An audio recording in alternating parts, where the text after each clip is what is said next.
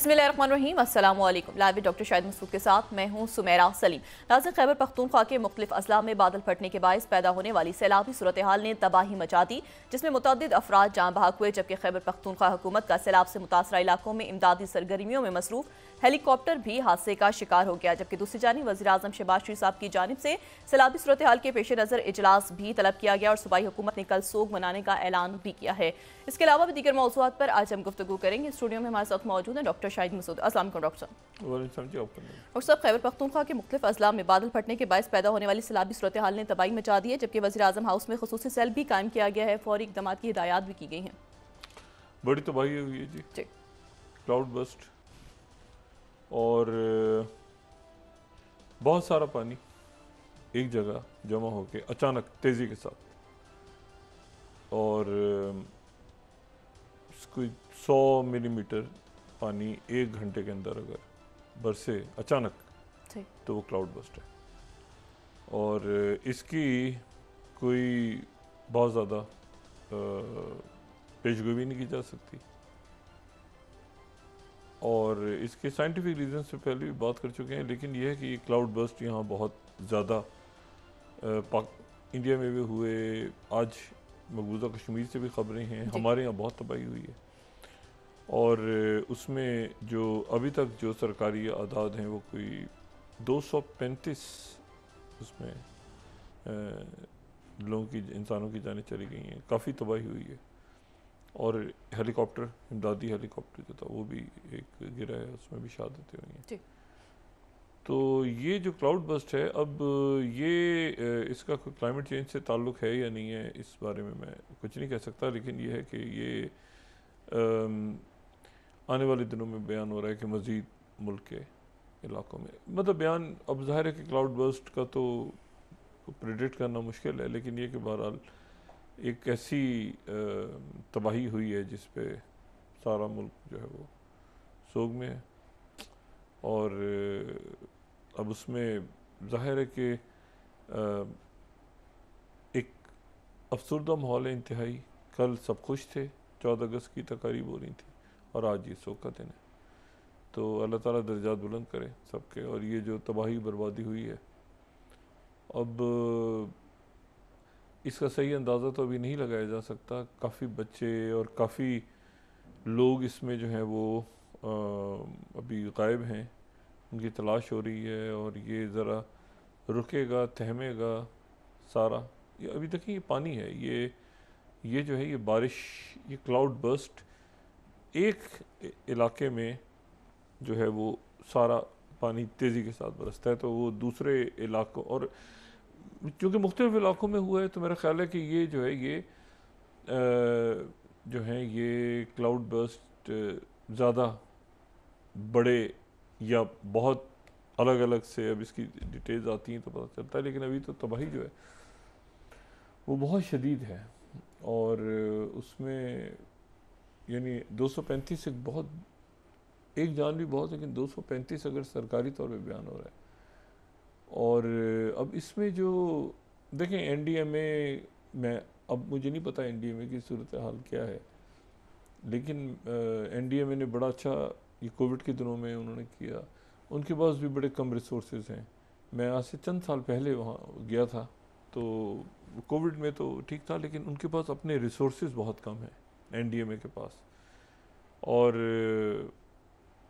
उसमें अब ज़ाहिर है कि इस तरह की अगर सूरत हाल डेवलप होती है अचानक, तो उसमें इमदादी कार्रवाइयाँ और सरगर्मियाँ और सारी, उसमें लोग ही एक दूसरे की मदद कर सकते हैं सबसे ज़्यादा। लेकिन फिर मदद करने आते हैं तो वो भी उसमें बह जाते हैं, पानी का ज़ोर इतना ज़्यादा होता है। और हेलीकॉप्टर भी उसमें क्रैश हो गया। तो बस हमारी दुआ है कि अल्लाह ताला, ये एक नाकानी आफत है, तो इससे अब लोग किस तरह नबरत आज़मा होते हैं और क्या सूरत हाल बनती है, अल्लाह ताला अपना करम फरमाए। बड़े अफसोसनाक मनाज़िर हैं, और बड़ी, मुझे नहीं पता, मैं असल में इस तरह की सूरत हाल में वो इमदादी कार्रवाइयाँ और मतलब मैं इस पर कोई कमेंट्स नहीं करना चाहता। मतलब है कि इतना तेज़ पानी है, और इस तरह से वो बहाता हुआ ले जा रहा है घरों को, और बस्तियों को, और उसमें लोगों ने जाहिर है कि अपने घर जो ऊंचाई पे हैं वो भी आप देखें ना पानी कहाँ तक पहुँचा है। अच्छा, बारिश के नतीजे में, ये नहीं कि ये कोई डैम टूट गया है या कोई, नहीं, बारिश। तो बस अल्लाह ताला अपना करम करे। अच्छा, ये 8-10 घंटे जो हैं ये काउंटडाउन शुरू हो गया, और इसको, ये मेरे लिए थोड़ा सा जो इसकी टाइमिंग्स है ना, वो मैं उसमें, अगर पूरी मेरी कोशिश है कि मैं इसमें जो है ना गलती ना करूं, लेकिन ये जो इस वक्त अलास्का में जो है वो आप ये समझें कि सुबह के 11 बजेंगे जब, कुछ देर के बाद जब अलास्का में सुबह के 11 बजेंगे तो मॉस्को में रात के 10 बजे होंगे। मॉस्को में रात हो रही होगी, वहाँ पे सुबह के 11 बजेंगे, और ये जो वक्त है ये इस्लामाबाद में मिडनाइट, रात के बाद 2 घंटे का फ़र्क है इस्लामाबाद का और मॉस्को का। तो आप समझें कि आज रात 12 बजे, 12:30 बजे, ठीक है, और ये 12-12:30 बज रहे होंगे, तो अलास्का में जो है वो सुबह के 11-11:30 बज रहे होंगे, और मॉस्को में जो है वो रात के 10-10:30 का वक्त होगा। तो इस वक्त चंद घंटों के बाद मुलाकात शुरू हो जाएगी प्रेसिडेंट ट्रंप की और प्रेसिडेंट पुतिन की, ठीक है, और दोनों शख्सियात जो हैं वो, प्रेसिडेंट ट्रंप एयरफोर्स 1 उनका रवाना हो गया है, और वो पहुंचेगा, वो पहले पहुंचेंगे, और वो पहले पहुंच जाएंगे और अलास्का, और उसके बाद जो है वो कुछ देर के बाद जो है वो वहाँ पे आमद होगी प्रेसिडेंट पुतिन की, और उसमें बयान ये हो रहा है कि जी प्रेसिडेंट ट्रंप जो है वो मुमकिन है कि जहाज़ के अंदर जाके रिसीव करें प्रेसिडेंट पुतिन को, या हो सकता है कि जहाज़ में नीचे ही जो जहाँ पे जहाज़ लैंड होगा वहाँ पे रिसीव कर लें। लेकिन ये है कि ये बड़ी इम्पोर्टेंट है कि चंद घंटों में ये पूरी तारीख लिखी जाएगी कि ये मुलाकात जो है ये किस रुख पे जाती है, कैसी है, क्या होती सारी। अच्छा, प्रेसिडेंट पुतिन जो है वो मॉस्को से जब उन्होंने फ्लाई किया तो रास्ते में वो अच्छा, ये ध्यान में रखें कि ये जो हम ऐसे नक्शा देख रहे हैं ना, जिसमें रशिया, यूक्रेन, यूरोप, उसके बाद ये अफ्रीका, पाकिस्तान, इंडिया, ये अफ़गानिस्तान, सेंट्रल एशिया, ये पूरा जो नक्शा नज़र आता है, इस तरफ से वो नहीं जा रहे। ये ध्यान में रखें कि जहाज़ यहाँ से फ्लाई नहीं हो रहा, जहाज़ उधर से फ्लाई हो रहा है। अलास्का की तरफ जा रहे हैं ना, तो डायरेक्ट वो क्रॉस कर रहे हैं, वो अलास्का बिल्कुल जो साथ साथ लगा हुआ है, जहाँ पे अमेरिका और रशिया के दरमियान थोड़ा सा फासला है, तो वो फार ईस्ट, रशिया का फार ईस्ट है, और अमेरिका का वो एक कोना है बिल्कुल जो कि अलास्का है। तो वो लेकिन वो जो मैंने उस दिन भी बात की थी कि वो ये बिल्कुल साथ जुड़े हुए हैं। बज़ाहिर हम इस तरफ से देखें तो लगता है वो रशिया और वो अमेरिका है, लेकिन ये अलास्का और इस जगह, ये हम बात कर चुके हैं कि ये, लेकिन वो लकीर जो है वो एक लंबा चौड़ा टाइम डिफरेंस पैदा कर देती है। तो उधर आप देखें, उधर 10 बज रहे होंगे, तो उधर जो है वो सुबह के 11 बज रहे होंगे। अमेरिका में सुबह होगी, वहाँ रात हो रही है। तो ये जाते जाते जो है ये और ये फोर्ट वॉर्ड राइट पे इनकी मुलाकात है, ये पहले भी हम बात कर चुके हैं। और यहाँ पर जो है वो, अच्छा, ये जो जा रहे हैं ना, अगर हम उसको देखें मैप को, तो हमें एक जगह रास्ते में नज़र आती है जिसको हम मैगाडन भी कहते हैं। मैगाडन जो है ये रशिया का फार ईस्ट, जो कि जैसे जैसे वो फार ईस्ट से बढ़ रहे हैं, अमेरिका की तरफ जा रहे हैं, अलास्का की तरफ, तो फार ईस्ट में रास्ते में वो फिर मैगाडन के इलाके में रुक गए, वहाँ रुके हुए हैं। वहाँ से जब वो प्यूटिन जब पहुँच रहे होंगे तो ये मैगेडन, ये आपको मैगेडन जो है ये नज़र आ रहा होगा रशिया का। अगर हम रशिया इसमें देखें ना तो ये रशिया कि ये हमें मैगादान नज़र आ रहा है, नीचे लिखा हुआ देख रहे हैं ना, मैगेडन का एक इलाका है जो हमें नज़र आ रहा है बिल्कुल तस्वीर के कोने में। तो यहाँ पे प्रेसिडेंट प्यूटिन रुके हुए हैं, यहाँ पे क़याम किया हुआ है उन्होंने, और वो यहाँ रुक के वो जब वो अलास्का के करीब पहुँच रहे होंगे या फ्लाई कर गए होंगे अभी मेरे ख्याल से प्रेसिडेंट प्यूटिन, लेकिन वो इस तरह से करेंगे कि वो पहले ट्रंप पहुँच जाएँ तो फिर ये यहाँ से मतलब इनके पहुँचने में थोड़ी सी ताख़ीर इस तरह से हो कि वो उन्होंने जो कि रिसीव करना है वो मेज़बान है, तो ये इनका क़याम जो है ये मॉस्को से इधर आ गए हैं मैगेडन। और यहाँ पर एक इनकी एक फैक्ट्री बनी हुई है जो ओमेगा 3, ये जो यहाँ पे एक ख़ास किस्म की फ़िश है और उसमें जो है वो ट्राइग्लिसराइड्स की प्रोसेसिंग होती है, और ओमेगा 3 प्लांट यहाँ पे इस जगह पे है। तो वहाँ का इन्होंने दौरा किया आज और वहाँ पर कुछ देर इन्होंने क़याम किया है, और वो क़याम करने के बाद जब ट्रंप आगे पहुँच जाएंगे तो फिर ये जहाज़ इनका मेरे ख्याल से फ्लाई कर गया होगा, क्योंकि चंद घंटों के बाद ही मुलाकात शुरू हो रही है, यानी रात के 12 बजे इस्लामाबाद टाइम के मुताबिक 12 साढ़े 12 बजे। अच्छा, अब इसमें जो रशिया से लोग आ रहे हैं वो तो हमने कल बात कर ली थी कि रशिया से कौन से लोग आ रहे हैं, लेकिन अमेरिका से जो है वो जो डेलीगेशन है वो काफ़ी तवील हो गया है, अमेरिका काफ़ी बड़ा डेलीगेशन हो गया है अमेरिका से, और उसमें जो है वो 16 शख्सियात जो हैं वो जा रही हैं प्रेसिडेंट ट्रंप के साथ। एक तो मार्को रूबियो हैं, सेक्रेटरी स्टेट, 54 साल मार्को रूबियो, ज़ाहिर है उनके सेक्रेटरी स्टेट हैं, और ये फ्लोरिडा के सेनेटर हैं। और ये ज़हन में रखें कि मार्को रूबियो जो हैं वो इस वक्त जो है वो NSA भी हैं अमेरिका के। फिर JD वैंस उनके नायब सदर भी हैं अमेरिका के, वो भी साथ जा रहे हैं, और स्टीव विटकॉफ हैं। फिर उसके बाद स्कॉट बेसेंट हैं जो कि सेक्रेटरी ख़जाना है, वो भी साथ हैं। और ये उसके बाद जो है वो पैटी हेग्सेथ हैं जो सेक्रेटरी डिफेंस हैं उनके, वो भी साथ हैं। फिर उसके बाद प्रेस सेक्रेटरी भी हैं कैरोलिन लेविट। फिर उसके बाद CIA डायरेक्टर भी उनके साथ हैं इस डेलीगेशन में, ये जॉन रेडक्लिफ। फिर वाइट हाउस की चीफ ऑफ स्टाफ सूजी वेल्स भी साथ हैं। Deputy white house chief of staff वो भी साथ हैं। उसके बाद जेम्स ब्लेयर एक पॉलिटिकल एडवाइज़र हैं, वो भी 16 की टीम है। अच्छा, उसके बाद फिर वाइट हाउस के deputy bureau chief of staff वो भी हैं, ब्यूरो हैरिसन। निक ल्यूना हैं, ये भी डिप्टी चीफ ऑफ स्टाफ हैं फॉर स्ट्रेटेजिक इम्प्लीमेंट। बहुत बड़ा, तो पूरा बहुत ही बड़ा चला गया इनके साथ डेलीगेशन। अच्छा, फिर उसके बाद वाइट हाउस के कम्युनिकेशन डायरेक्टर हैं स्टीवन शुआंग, ये हैं। रॉबर्ट गैब्रियल हैं deputy national security adviser. Will Schwartz हैं वाइट हाउस स्टाफ सेक्रेटरी। इतना बड़ा डेलीगेशन साथ जा रहा है। और उसके बाद ये मोनिका क्रॉली हैं, ये एम्बेसडर हैं।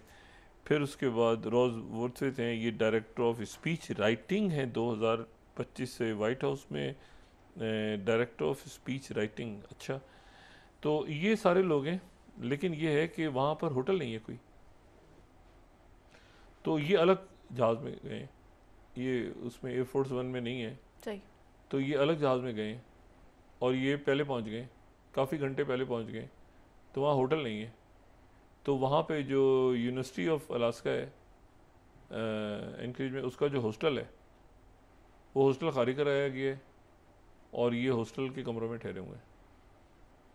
इसमें कुछ लोग ऐसे हैं जो प्रेसिडेंट के साथ हैं और बाकी जो सारा का सारा ख़ानदान गया है वहाँ से वाइट हाउस से उठ के। ख़ानदान तो नहीं, मतलब जो स्टाफ है। असल में पाकिस्तानी सियासत इतनी ज़हन में आ जाती है ना बार बार, तो ये जो है ये सारे जो हैं ये इतना सारे लोग, मुझे नहीं पता कि क्यों हैं डेलीगेशन में, क्योंकि 1-on-1 मीटिंग होनी है पहले तो, और वो 1-on-1 इन सब ने या तो अच्छा 1-on-1 मीटिंग होनी है, उसके बाद ये सारे वफूद मिलेंगे। लेकिन उधर से तो बहुत थोड़े लोग आ रहे हैं, उधर से तो आ रहे हैं सिर्फ सर्जेई लेवरोव पहुँच चुके हैं, और यूरी उनके जो फॉरेन पॉलिसी एडवाइज़र हैं यूरी यूशाकोव वो, और किरिल दिमित्रिव आगे आ रहे हैं, और एंद्राई बोलोसोफ आ रहे हैं जो कि डिफेंस मिनिस्टर हैं। माजरत के मैं अगर इनकी प्रोनाउंसिएशन, फाइनेंस मिनिस्टर भी हैं, एंटोन सिलानोव। अच्छा, वहाँ से तो बहुत थोड़े, यहाँ से 16 हैं, वहाँ से एक 5 हैं, वहाँ से, यहाँ से 16 हैं। अब इन्होंने उसके बाद जो है वो वफूद ने मिलना है, तो 5 और 16 जो है ये काफ़ी बैलेंस ख़राब हो गया है। तो ये रशिया की तरफ से कहा गया है कि उधर से 5 लोगों ने आना था, उसमें मार्को रोबियो ने आना था, जेडी वांस ने आना था, स्टीव विटकॉफ ने आना था, स्कॉट बेसेट ने आना था, और सेक्रेटरी डिफेंस ने आना था। तो ये 5 तय हुए थे, तो ये बाकी सारे कहाँ से आ गए? ठीक है ना। तो ये रशिया की तरफ से बात की गई है कि भाई आपने इतने सारे लोग लाने थे तो हम भी वहाँ से ले आते। तो ये जो है ये अचानक एक दूसरा जहाज़ उसमें बैठ के ये भी पहुँच रहे हैं वहाँ पे। अच्छा, अब उसकी वजह ये बयान हो रही है कि प्रेसिडेंट ट्रंप जो है उन्होंने ये कहा है कि अगर तो मुलाकात अच्छी होगी तो हम दोनों मुश्तरका प्रेस कॉन्फ्रेंस करेंगे, और अगर मुलाकात अच्छी ना हुई तो फिर मैं अलग मीडिया से बात करूंगा। तो जब ये उन्होंने बात की ना कि मैं अलग मीडिया से भी बात कभी कर सकता हूं, तो सारे के सारे लोग फिर सब उन्होंने कहा चलो चलो, हो सकता है मीटिंग ख़राब हो जाए, और ये अलग जहाज़ लेके वहाँ पहुँच गए। तो या पहुँच रहे हैं या पहुँच गए हैं पहले, खुदा जाने। तो बहुत सारे लोग, तो अब ये है कि चूँकि उन्होंने कहा कि ख़राब हुई तो मैं अलग से प्रेस कॉन्फ्रेंस करूँगा, और मीटिंग अगर अच्छी चली गई तो हम मुश्तरका प्रेस कॉन्फ्रेंस करेंगे।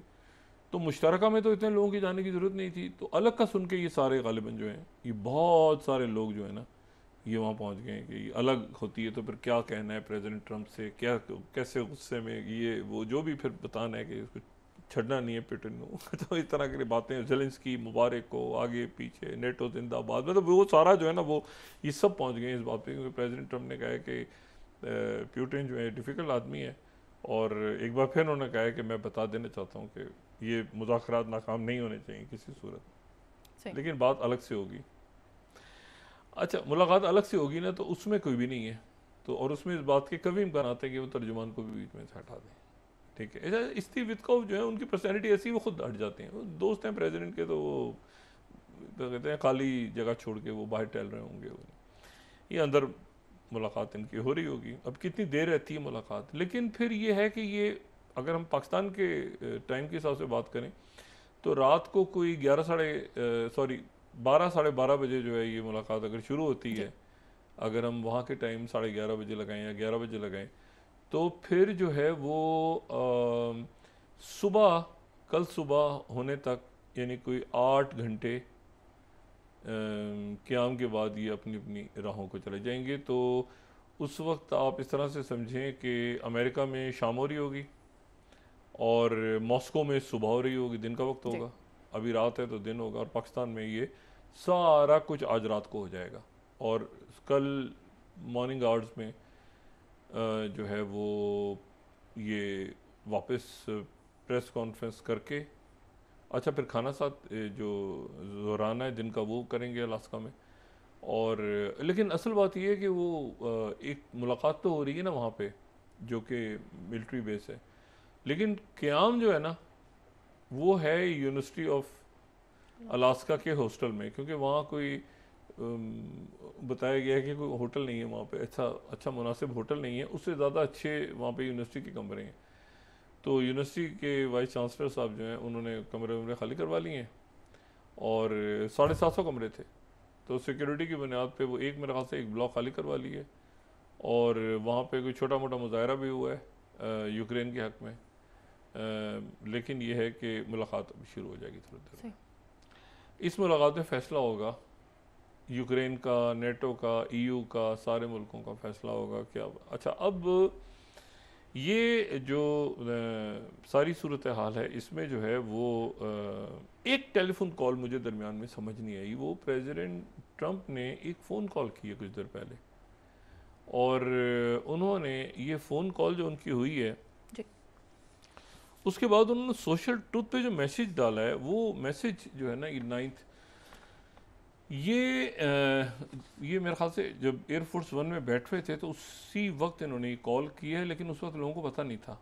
सोशल ट्रूथ पे इन्होंने मैसेज डाला है जहाज़ में सफ़र के दौरान, इन्होंने सोशल ट्रूथ पे मैसेज डाला है। और जिस शख्सियत से बात कर रहे हैं और जो इनको लबो लहजा है प्रेसिडेंट ट्रम्प का, वो मेरे लिए बड़ा हैरान है। वो कहते हैं कि I had a wonderful talk with highly respected president of Belarus Alexander Lukashenko. The purpose of the call was to thank him for the release of 16 prisoners. We are also discussing the release of 1300 additional prisoners. यानी आप जरा ऊपर पहले एक दो लाइनें पढ़े ना, हाईली रिस्पेक्टेड। मैंने प्रेसिडेंट ट्रम्प से उनके लबों से या सोशल ट्रूथ पे इस तरह का जुमला कभी भी नहीं सुना। Highly respected president of Belarus. फिर वो कहते हैं हमारी जो गुफ्तगू है, conversation was a very good one. We discuss many topics including president Putin visit to Alaska. Alaska का विजिट भी डिस्कस हुआ। I look forward to meeting president Lukashenko in the future. अब ये लुकाशेंको को दावत दे दी। अब ये तो ज़ेलेंस्की को भी नहीं मिली अभी तक दावत बाज़ाब्ता कि अब ये लुकाशेंको ने अमेरिका जाना है या इन्होंने बेलारूस आना है या इन्होंने मॉस्को में बुलवाना है। देखिए ना, प्रेसिडेंट जो अलेक्जेंडर लुकाशेंको है, पाकिस्तान में तो बहुत दफा आते रहते हैं, तो ज़बरदस्त हैं बड़ी। अब ये अलेक्जेंडर, ये बिल्कुल मैं नहीं समझ पा रहा कि बेलारूस के प्रेसिडेंट को वो हाईली रिस्पेक्टेड लुकाशेंको, और ये वो जगह है जहाँ पे उनके वो मिसाइल अभी एक्सरसाइज शुरू हो रही है, न्यूक्लियर और वो सारा, और वो जो सबसे उनका सबसे करीबी, अगर इस वक्त आप समझें कि उनका कोई प्रेसिडेंट पुतिन का इत्तेहादी मुल्क है, वो तो बेलारूस है। और बेलारूस पे पाबंदियाँ और मगरिब की और बहुत, बेलारूस तो बहुत साथ साथ। अब वो बेलारूस के सदर से इस वक्त बात करके उनसे डिस्कस कर रहे हैं प्रेसिडेंट पुतिन। और अच्छा, ये अल्फाज और क्या, हाईली रिस्पेक्टेड, हाईली, मतलब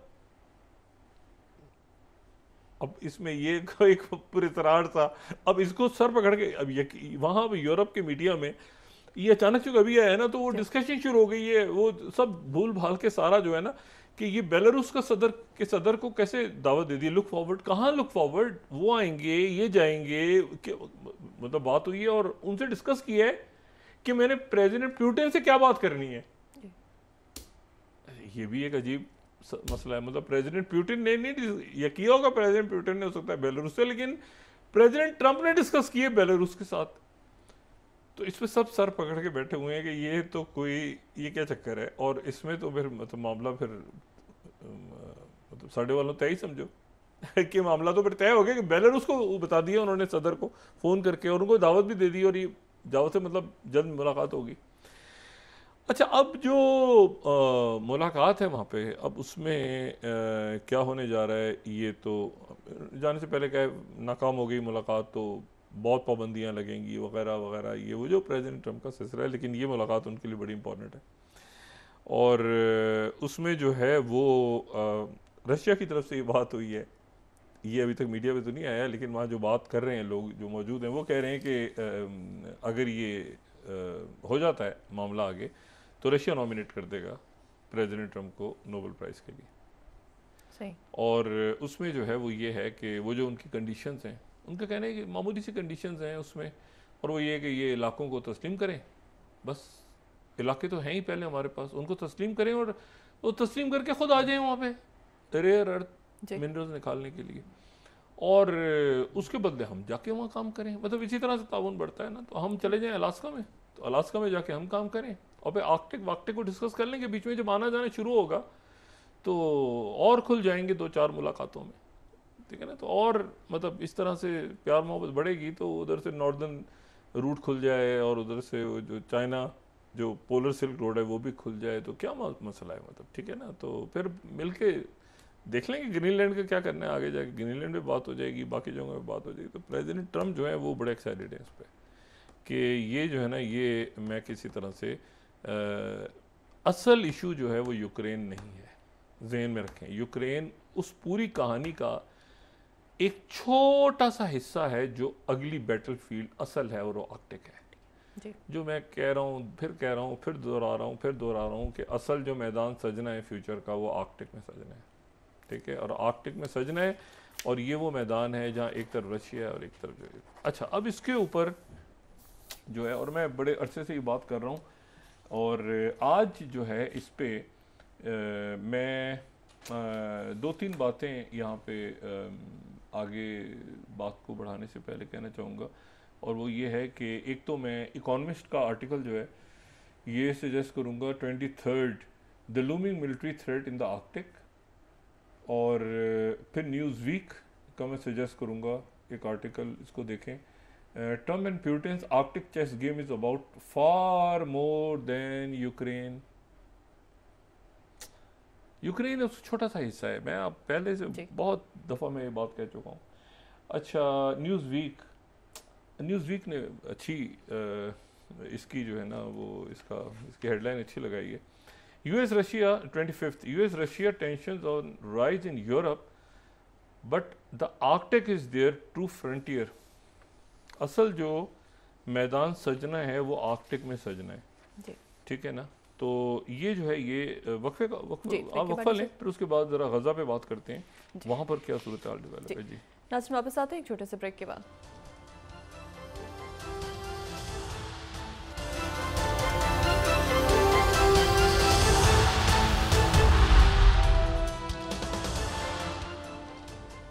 वेलकम बैक नाज़रीन। डॉक्टर साहब, NDMA की जानिब से भी सैलाबी सूरत हाल पर वज़ीर आज़म को ब्रीफिंग दी गई थी, जबकि सूबाई हुकूमत की जानिब से कल सोग का ऐलान भी किया गया है। अब देखें, ये बताया जा रहा है कि और भी शायद इसकी प्रेडिक्शन मेरा ख्याल है मुश्किल होती है क्लाउड बर्स्ट की। बारिशें भी हो रही हैं, क्लाउड बर्स्ट भी हो रहा है, और ये गर्म हवा ऊपर जाके एक जगह कंडेंस होके और फिर एक ही जगह पे सारा पानी बरसा देते हैं। वो बहुत सारा पानी जो बहुत ज़्यादा इलाके में बरसना होता है, वो एक ही जगह पे शॉर्ट टाइम के अंदर वो क्लाउड बर्स्ट हो जाता है।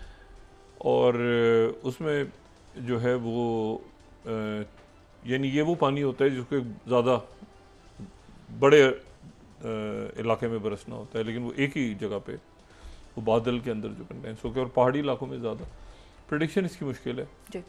और अब यानी कोई ऐसा मेरे ख्याल से कोई शायद तरीका आया है कि कोई 20-25 मिनट पहले 30 मिनट पहले बताया जा सके, वॉर्न किया जा सके, लेकिन इसकी प्रेडिक्शन नहीं हो सकती। इससे क्लाइमेट चेंज से भी ताल्लुक़ कितना है ये भी एक सवालिया निशान है, लेकिन बहरहाल तबाही जो है ये बहुत हुई और बहुत दिलअफसरदा है। और मैं सोच रहा था कि इमदादी कार्रवाई अब देखें, यानी ऐसा लगता है जैसे बंद टूट गया है कहीं पे, लेकिन ये जो है ये बारिश का पानी है। तो ये बड़े दर्दनाक और अफसोसनाक ये मनाजिर हैं, और उसमें जो है अब देखें ये किस तरह, क्योंकि कह रहे हैं कि और बारिशें भी होनी है, तो बारिश होना इशू नहीं है, क्लाउड बर्स्ट जो है ना ये तो एक बिल्कुल ही अलग फिनोमेना है। तो बस अल्लाह अपना करम करे। अच्छा, अब एक तो ये बात हुई कि जो प्रेसिडेंट बेलारूस के प्रेसिडेंट से उनकी टेलीफोन कॉल, ये बड़ी एक अनएक्सपेक्टेड है।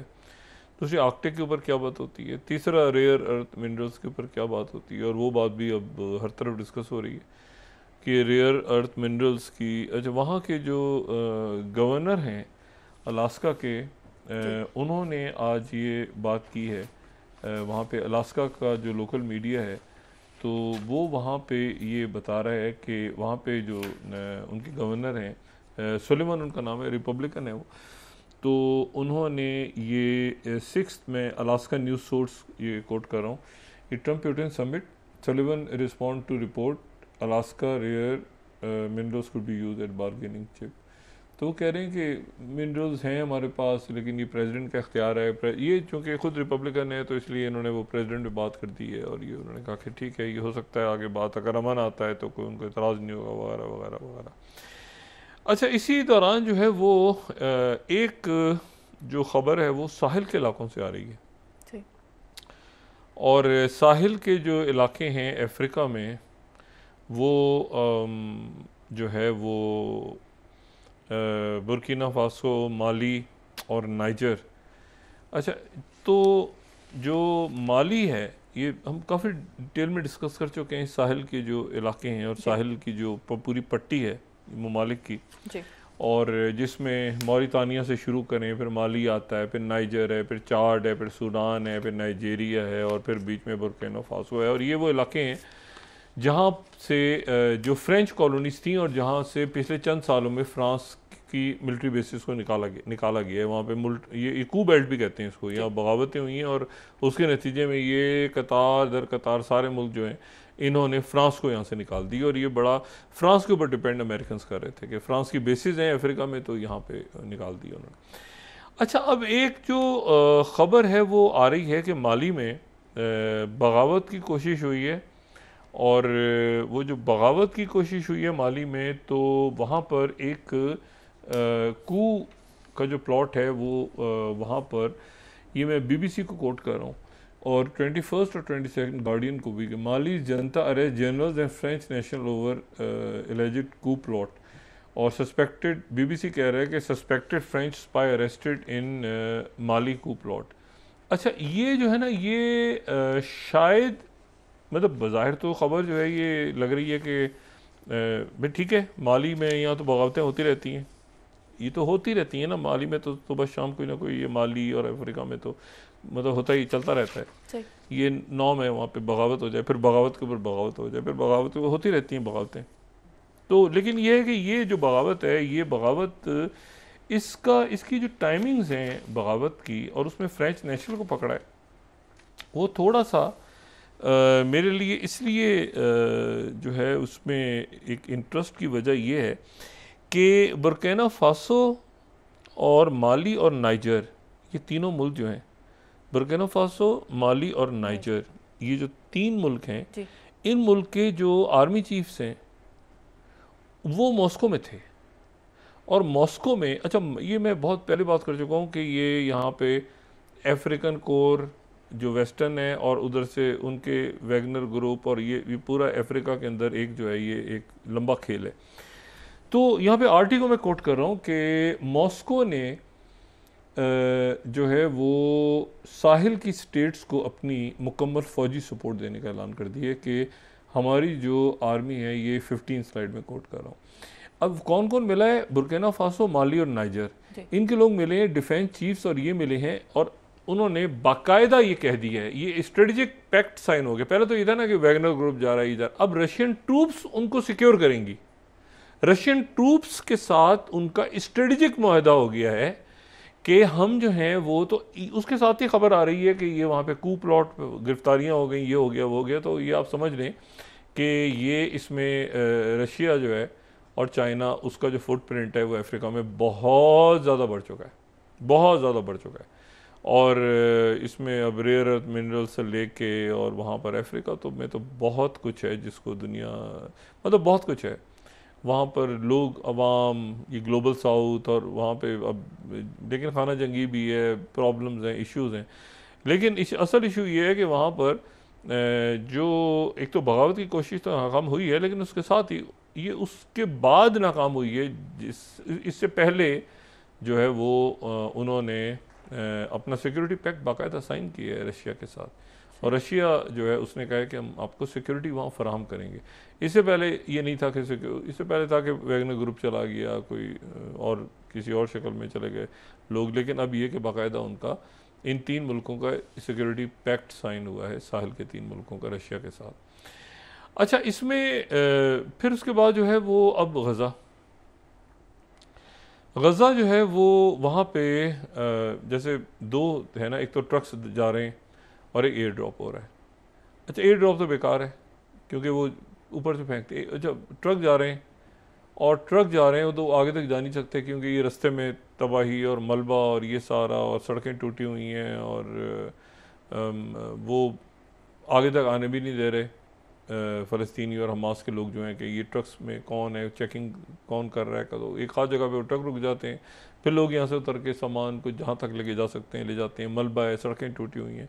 आगे जो है शुमाली इलाका, वहाँ पे एयर ड्रॉप्स हो रही हैं, लेकिन अब एक तो इशू, एक बात ये ज़हन में रखें, आज गज़ा का जो टेम्परेचर था वो तकरीबन 50 डिग्री था, हीट वेव है, गज़ा में हीट वेव आ गई है। इन्फेक्शन, बीमारियाँ, वो मल्टी ड्रग रेजिस्टेंट इन्फेक्शंस, बीमारियाँ, ज़ख़म, भूख, अफलास, पानी नहीं है, और वहाँ पर जो है वो हीट स्ट्रोक है। हीट स्ट्रोक से मुराद ये है कि टेम्परेचर जो है वो 50 के करीब है, 48, 49, 52 ये टेम्परेचर चल रहा है वहाँ पे गज़ा में। शदीद शदीद अब गर्मी, अब बस समझ सकते हैं कि क्या हालत होगी वहाँ पे लोगों की, और बीमारियाँ फैल रही हैं और ये सारा। और इस दौरान जो उनका ये मैंने आपसे कहा ना, ये कॉम्प्रिहेंसिव एक एग्रीमेंट हो रहा है कि जिसमें एक ही ये डेविड बार्निया बैठा हुआ है इधर, इनका मोसाद चीफ कतर में गालिबन, उधर फाइनल हो रही हैं चीज़ें। और लेकिन ये कि कैदियों का तबादला कैसे होगा, तो एक वो जो उनका इंतहा पसंद जो वज़ीर है बेन गवीर, वो आज एक जेल में घुस गया, और जेल में घुसने के बाद उसने जो है वो एक कैदी के साथ अपनी वीडियो फिल्म बनाई। अब ये वहाँ का नेशनल सिक्योरिटी का वज़ीर है, ये जेल में दाखिल हो गया, और ये उसने एक कैदी के साथ खड़े होके उसने अपनी वीडियो बनाई और कहा कि तुम ये बात याद रखो कि तुम, अगर तुम्हारा ख्याल है कि तुम यहाँ से, तुम्हें छोड़ा जाएगा तो मैं तुम्हें अपने हाथ से मारूंगा और मैं तुम्हें कत्ल कर दूंगा। ये अब वो कैदी है, ये वज़ीर है, वो सामने जो एक वाइट इसमें वो वज़ीर है, ये वज़ीर है जो ऐनक वाला है, और वो जो है वो कैदी है। और इसने ये वहाँ पे ये फोर्स के साथ दाखिल हुआ है जेल के अंदर, और उसके बाद इसने कैदी को कहा है कि मैं तुम्हें अपने हाथों से मारूंगा, और तुम्हारा ख्याल है कि तुम जो वो कोई बहुत बड़ी चीज़ हो, और अपने हाथों से तुम्हें मैं यहाँ पे मार कर। और उसके बाद ये वीडियो जो है इसने ये वीडियो जारी कर दी है। ये जो कैदी हमें नज़र आ रहा है सामने, ये है मरवान बरगोती, ये है मरवान बरगोती, जो कि हमास की तरफ से जो लिस्ट है उसमें जिनका पहला नंबर है।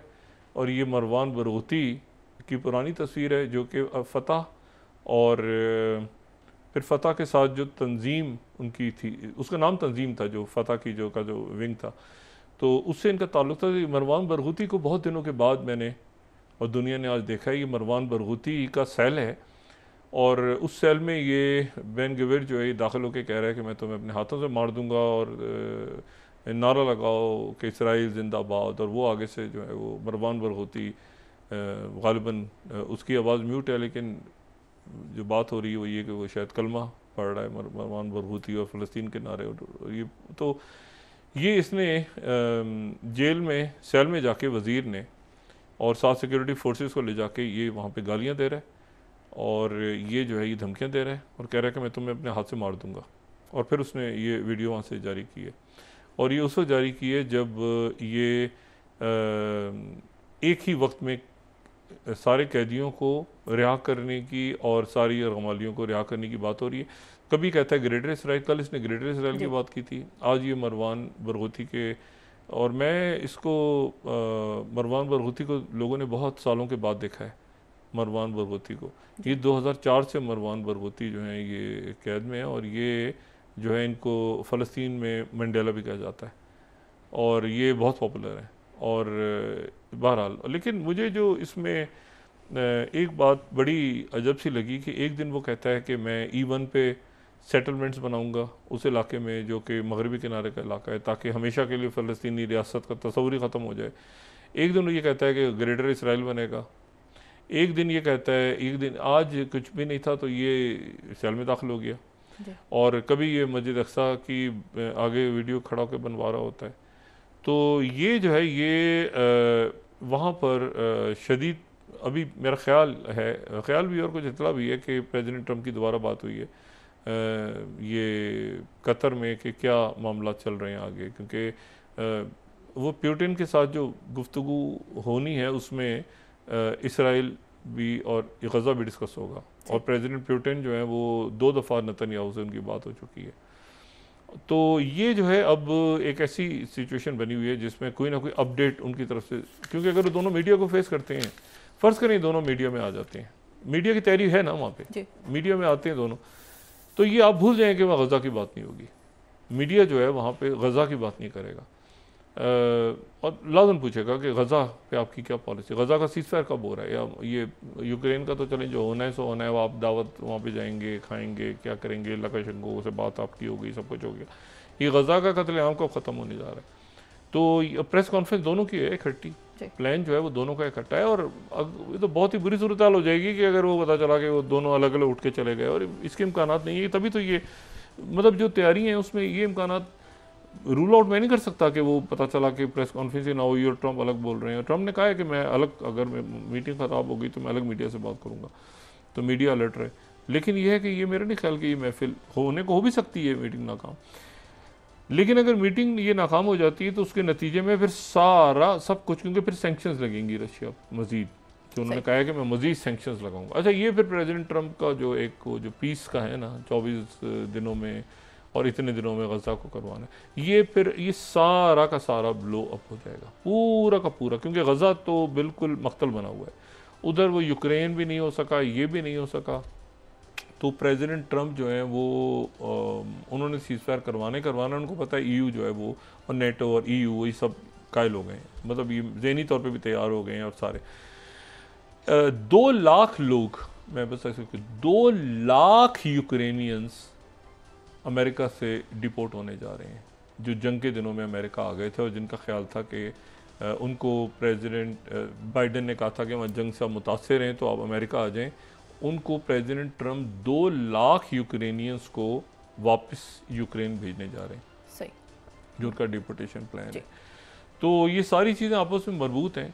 देखते हैं कि अगले 8-10 घंटों में क्या चीज़ हमारे सामने आती है। प्रेस कॉन्फ्रेंस दोनों कैसे करते हैं, क्या नाकाम हो जाती है मीटिंग और अकेले ट्रंप आते हैं सामने, ये बहुत कुछ है। और उनसे यकीनन रेयर अर्थ मिनरल पे सवाल होगा, आर्कटिक पे सवाल होगा, गज़ा पे सवाल होगा, चाइना पे सवाल होगा। एक बात फाइनल, आसियान के ममालिक के जो सरबराहान हैं वो शरीक हो रहे हैं। 3 सितंबर को जो ग्रैंड परेड हो रही है, विक्ट्री परेड चाइना में हो रही है, उसमें Indonesia, Malaysia, Vietnam, Laos, Cambodia और म्यांमार, इन सब के जो सरबराहान हैं आसियान ममालिक के, उन सब को दावत दी है प्रीमियर शी जिनपिंग ने कि आप ये जो विक्ट्री परेड है 3 सितंबर की, उसमें आसियान के ममालिक सारे उनको दावत दी गई है वहाँ का। अब आसियान के सारे ममालिक वहाँ पे होंगे और सामने जापान की डिफीट सेलिब्रेट कर रहे होंगे। तो ये एक बड़ी और जापान जिसको रगड़ा लगा दी है, टैरिफ्स का रगड़ा, यानी 2 इत्तेहादियों को लगा हुआ है ना इस वक्त, अमेरिका के, जापान और इंडिया दोनों को लगा हुआ है ना।